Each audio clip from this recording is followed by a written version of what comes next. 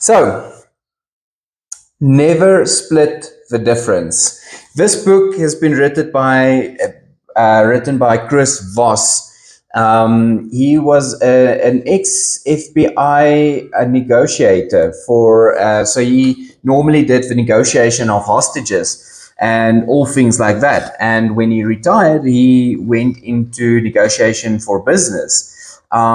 So it literally says here over 2 million copies sold, a former FBI hostage negotiator's tools for talking anyone into or out of just about anything. So from real estate to sales to hostage negotiations and all. So it's an amazing book. If you guys want to order it, it is on Takealot. It's not too expensive. So the first thing I want to start with is an opening statement. Negotiation is a cornerstone of real estate. Chris Voss has never split the difference, teaches us that effective negotiation is not about compromise. It's about mastering communication and emotional intelligence. Today, we're diving into 3 game-changing techniques, tactical empathy, mirroring, and accusation audit. These tools can turn objections into opportunities. It builds trust and helps you secure better outcomes for your clients. All right. So why this matter is negotiation is a daily part of your role, right? So whether you're handling price objections, guiding a buyer to commit, or securing a listing at the right value, your success hinges on your ability to connect with people and influence decisions, right? So in real estate, what do we do on a daily basis? All right, we negotiate. We negotiate the price. We negotiate commission. We negotiate if a buyer wants to buy the house or the seller needs to sell the house. We negotiate your mandate. Everything basically from start to finish, we negotiate. Your script on the phone, you basically negotiate to get that appointment, isn't it? Tell me on this call, who knows what mirroring is?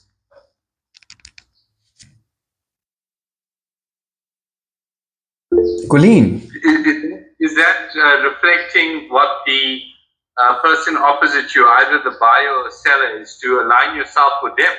Exactly. People like people that's like them, right? So when you are in a conversation with a seller, and this is what I used to do as well. If a seller sits like this, you sit like that. If a seller does this, you do that. You mirror the client. You say what they say. You act like they act, and it's a skill that you learn on over the years or over a few months. It doesn't take that much of time. If we know the DISC challenge, right? That high D, high I, high S, high C. If a person is dominant, driven, a high D that wants to get to the point right now, you're not going to take it from A to B to C to D, and now you're going back to A. No, you're going from A to B with a person like that, right? Okay, so our session goals are going to be to understand the psychological principles behind negotiation, learn 3 specific techniques you can use immediately in conversations with clients, and walk away with actionable steps to implement these strategies today. So tactical empathy is understanding the feelings and mindset of another in the moment, and also hearing what is behind those feelings so you increase your influence in all the moments that follow. Right? So you listen a lot. And it's something that I used to do wrong was I listen, I don't listen. So a person will say to me, I need to sell because we need to move to Cape Town. All I'm hearing is we need to sell. And I'm not going into we need to be in Cape Town. By when do you need to be in Cape Town? What price are you thinking if you need to be in Cape Town by tomorrow because you're starting your new job in 3 months' time. So we need to sell like in yesterday. So asking more questions. So tactical empathy isn't just about listening, it's about actively understanding and demonstrating that you understand by addressing the emotions driving a person's decisions to create trust and open the door to influence. The beauty, so I want to read this as well. The beauty of empathy is that it doesn't demand that you agree with the other person's ideas. You don't have to approve of their feelings or validate their reasons. It's about demonstrating that you understand their world. When you acknowledge their fears and desires, it builds trust, which is the basis of any negotiation. So we start with trust. When we put ourselves into the shoes of our seller or our buyers, we understand more what they're going through. Back way then, when I sold in Ganders Glades, the levies were always sky high. And that for me wasn't a problem. But for the buyer, it was a huge problem. Because why would you pay so much for levies? We can't afford our medical aid. Now we need to even spend on levies of 3,000 Rand, 4,000 Rand a month. So how I got them to buy the houses, I've put myself into their situation to understand why they're going through what they're going through. All right. So the beauty of empathy is that it doesn't demand that you agree with the other person's ideas. You don't have to approve of their feelings or validate their reasons. It's about demonstrating that you understand their world. When you acknowledge their fears and desires, it builds trust, which is the basis of any negotiation. It is so important. That's why I'm reading it again. So why tactical empathy works is humans are emotional beings. Even in logical decisions, emotions play a significant role. When people feel understood, they're more likely to listen to your perspective. Empathy builds rapport and creates a foundation for collaborative solutions. So, steps to use technical empathy. Label their emotions. That's the first step. Start with phrases like, it sounds like you're feeling, or it seems like you're worried about. It looks like you're concerned about. Example, if a seller says, I don't want to lower my price, you respond, it sounds like you're worried about leaving money on the table. Once you've done that, you pause and you listen. After labeling, resist the urge to fill the silence. Give him time to process. And after that, you validate without solving, show you understand their perspective without rushing to offer a solution. Example, I understand why this I understand why this feels like a big decision. Real estate example, if we get an objection, I don't want to sell right now because the market feels uncertain. What other response can we put on the table? Remember, we start with it seems, it feels, it seems like you're concerned about the risk of selling in this market. Annelies, you're on mute. I'm muted. There we go. So to answer that is, okay, so Peter, I hear that you are uncertain about the current market. But Peter, we don't have a crystal ball, so we never know how the market is going to be 3 months from now, 6 months from now, next year. Exactly. So I duly understand your uncertainty at this time, at this stage in the transaction. But unfortunately, we don't know. We can't know when this uncertainty is going to go away. Perfect. Unfortunately, we can't predict it. We know what the prices are right now. That's the only thing we know.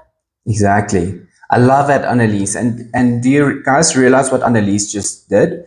She didn't rush down and say, I understand this and that and this and that in the market. We don't have a crystal ball. No, she spoke out of empathy, slowly speaking, to reiterate the problem that we're sitting with right now and to make me feel comfortable and for me to feel like, sure, I can really trust Annelies because she's putting herself in my shoes by saying it in a gentle manner. So it seems like you're concerned about the risk of selling in this market. And the outcome of that is the client feels understood and trusts you more to guide them. All right, do we have any R's on tactical empathy? Do we understand the meaning of it?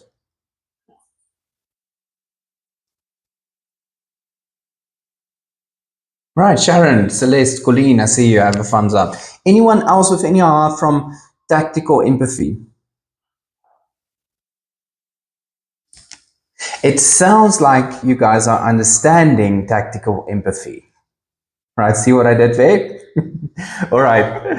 The second one, mirroring. So by repeating back what people say, you trigger this mirroring instinct, and your counterpart will inevitably elaborate. So what it means is mirroring is a simple yet powerful technique where you repeat the last few words or the key words of what someone says. This signals active listening and encourages the other person to keep talking. So I'm going to read this as well.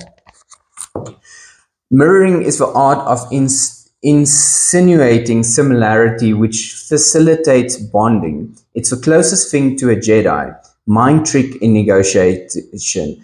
By repeating the last three words or the critical 1 to 3 words of what someone just said, you encourage them to keep talking without feeling pressured. So it's a lot of I wanted to say something very bad, but a lot of mind tricks that you're playing on someone's mind, right? So why mirroring works, it taps into a psychological need for connection and validation. It gives the other person space to expand on their thoughts without feeling interrogated. So our first steps to use mirroring is you repeat the keywords. That's the first step, right? So focus on the last 1 to 3 words or a key phrase. Use a calm, curious tone. So example, the client says, I don't think this home suits my needs. Doesn't suit your needs? So you use silence strategically. After mirroring, pause, silence compels the other person to elaborate. We used to have a saying in real estate as well. The first one that speaks loses, right? So doesn't suit your needs? So you stay curious. Mirroring is most effective when paired with genuine interest. And after they say it, after I've asked them, doesn't suit your needs, they will automatically start elaborating why it doesn't suit your needs. And you go from that. Let's say they say, well, the house is too small. The house is too small? Well, we have 3 kids. There's only 2 bedrooms. So one of our kids needs to share with the other kid. Oh, now I understand. So that makes logical sense for them not to buy the house. But now you've digged deeper into the questions so that you understand why they can't buy this house. And sometimes it's just a simple concern or objection about, it boils down to price at the end. All right. So another example that we can use is, I think the price is too high. Too high?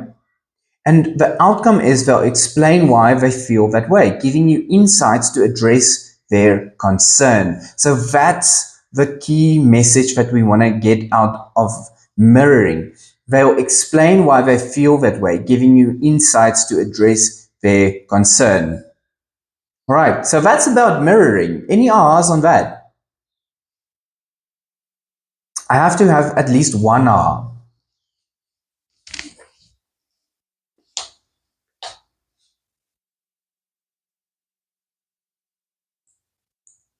All right, no one.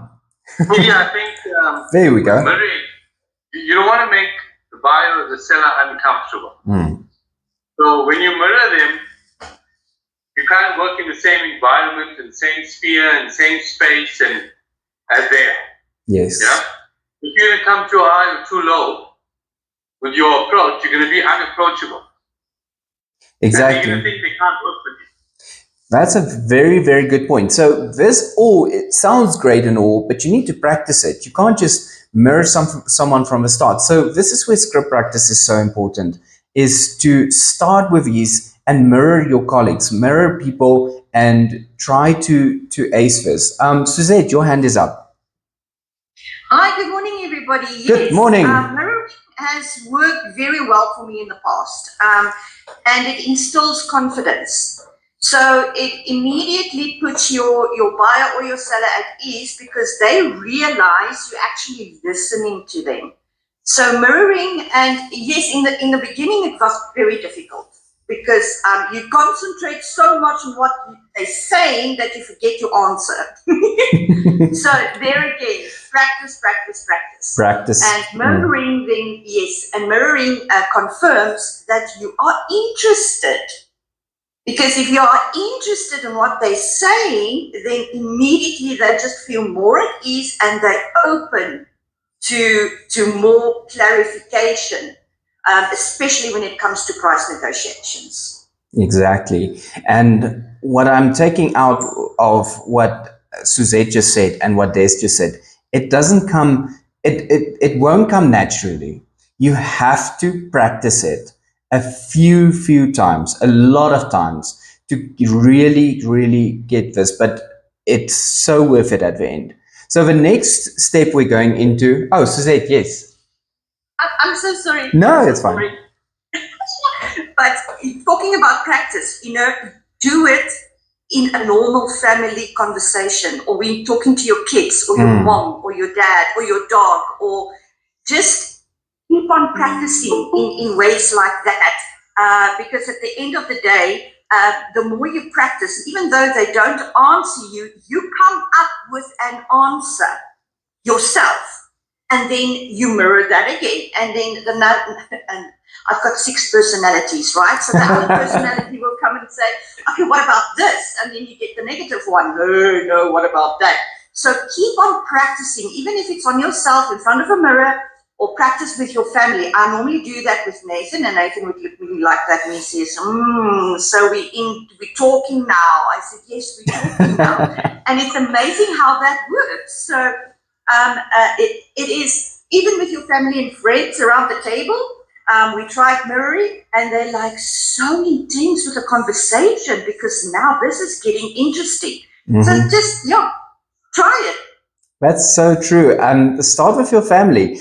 I used to do it with my partner, and I would say, so you would say, no, I would say, how was your day? No, it was bad. It was bad. And then elaborate. No, because this patient canceled on me. So he canceled, or whatever the conversation then goes into. So it's really interesting to do. So the third part is the accusation audit. I'm going to say that again because it's a big word, the accusation audit. So the fastest and most effective way to establish a working relationship is to acknowledge the negative and diffuse it. So what it means is the accusation audit is about proactively addressing the doubts or objections the other person might have, even before they voice them. By bringing these issues to light, you remove their power and build trust. So I'm going to read this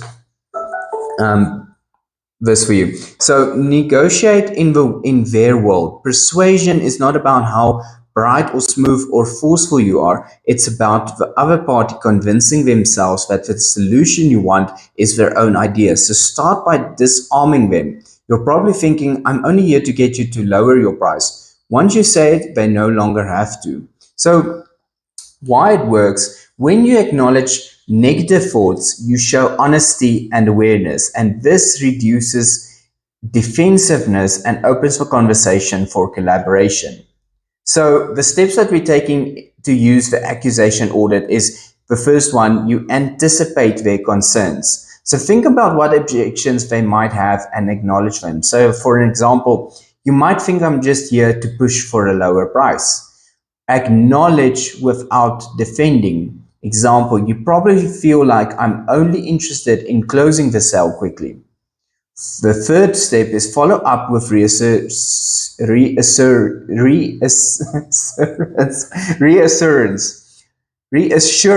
we go. Took me a while there. An example is, my priority is to help you sell at the best price for your goals. So in a real estate example, when discussing a price adjustment, you say, you might feel like I'm pushing you to lower a price too quickly, and I understand that concern.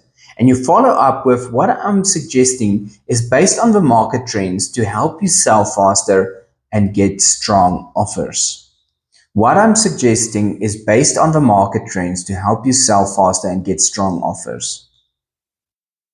How powerful is that? You first say, you might feel like I'm pushing you to lower the price too quickly, and I understand that concern.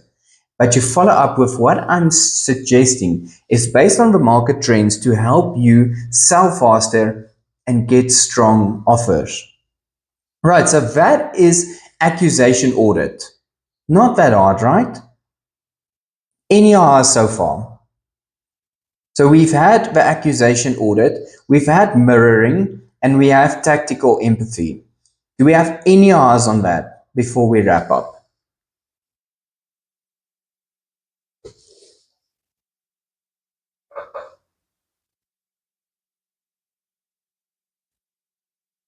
Right. Did you see how long I paused there? Okay. Shalik, yes, I need to read this book. Shalik, it's really an amazing book. And these are just 3 tactics that I went about. It's really an amazing book. Chapter 6 is about bending their reality. Persuade in their world that we've just spoke about. There's scripts in where beware, yes, master, no. So no starts the negotiation. So this is really a serious, amazing book. All right, so recap of our key techniques. We've spoken about tactical empathy, where we label emotions to build trust. We spoke about mirroring, encouraging elaboration and connection by reflecting their words. And the accusation audit, disarm objections by addressing them upfront. So, I'm going to leave this with you. Negotiation is not about compromise, it's about connection. By understanding emotions, guiding conversations, and neutralizing resistance, you can lead your clients to outcomes they'll thank you for. All right. So think about a current negotiation or client interaction you're facing. Which of these techniques can you use today to shift the conversation in your favor? So think of all your listings that you have, all your closings that you have, and think about a current negotiation or client interaction you're facing. Which of these techniques can you use today to shift the conversation in your favor? I'm going to leave you with that. And I've made the recording. I'm going to put it on my YouTube channel. So go look at the recording again. And I'm going to share what my AI bot took as well. And I'm going to put that on the business group as well, so that you guys can go through it again. And please just practice all 3 these steps, and your negotiation might look a little bit better. All right, that's it from me. Any hours or any questions or anything for the last, how long? 5 minutes. Suzette. Well, they say a realtor is a person of many traits. Well, this is another confirmation that guess what? We are psychologists too. Yes. So there you have it. There we have it. I love that. We are psychologists too. Yeah, Annelies, your hand is up. Yeah. So Peter, thank you so much. This was I really love Chris Voss's book. I've read it. I will reread it, and I think OP said that we are going to do this in book club. So yay! Yeah, awesome. Yeah, the biggest thing for me is basically the not anticipate objections. So how do we handle objections that we know are going to come? Objections like pricing, for instance, sole mandate versus open mandate, and all that. So by having a strong listing presentation, you will anticipate, but you've already basically touched on it, and then when it arises again, so that's also, we already anticipate that. So have all that in your listing presentation. Have the fact, the pros of a sole mandate versus an open mandate. The positive of us having a share culture in our office, our WhatsApp groups. Remember that when you sit in front of your clients. So that's the anticipation part. I just wanted to. That's a great aha. Thank you, Annelies. Yeah, thank you, everyone. Anyone else with any ahas? All right. So thank you, everyone. Oh, Lucinda, your hand is up. It's not so much an aha as just if anybody is looking for it or the PDF version of this book, we actually have it. I'll just make sure that it is in Drive, but I'll send the link on the business group as well. Awesome. Thanks, Opie. And I hear that it's a good idea to have it as in the book club as well. So thank you, everyone. This was a great session with all of you. I appreciate you all. And we will see you. Oh, Shalik. Morela. More. Annalise, I just want to say thank you now for your comment that you made.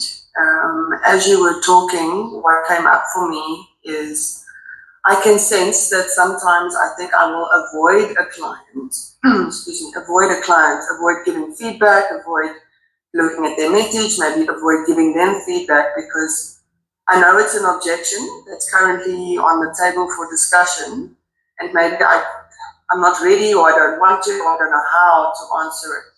So if I'm anticipating it already up front, I actually have more control of that conversation, of how that objection is going to go. And an objection is going to happen.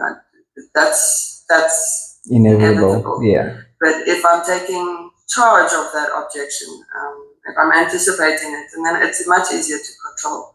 So thank you for your comment on what Peter has been discussing this morning. That really hit home for me. Thank you. Awesome. Great. Thanks, Shalik. Yes, Annalise. I just want to add, don't be an overthinker. Shalik, on that, what you've said. I've avoided tough situations because I overthink so much. And at the end of the day, just send that message. Just ask that question. Even if it's hard and it's tough. You're overthinking it and overcomplicating it. And since I've started just doing it, just do it, there's much less objections. So, yeah, on that note. Love it. All right. Thanks so much, everyone. That was an awesome session. Have a fantastic day and go do those negotiations.